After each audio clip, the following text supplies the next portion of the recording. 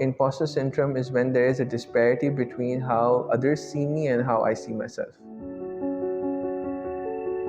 So imposter syndrome is primarily when our own internal self-image or self-identity does not match the identity that we're receiving from the environment or from those around us. So for example, I could be in a role that requires a lot of bravery and requires a lot of courage, or it requires a lot of professionalism, and internally my identity would be someone who might be afraid, fearful, or scared.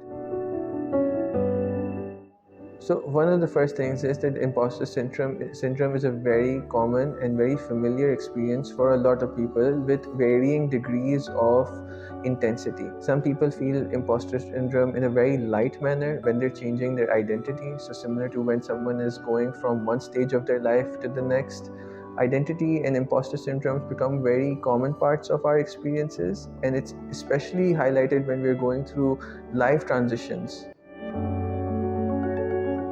If, for example, if my transitions in the past have been traumatic, that means that they did not have space for grieving, they were done or they happened abruptly, right? And so I wasn't given the space to process my identity of who I am transitioning. And so what trauma does, it impacts that identity, or it impacts that appropriate sizing of ourselves.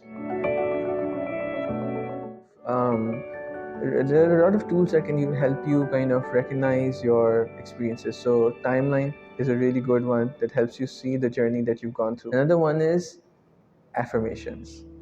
It's okay.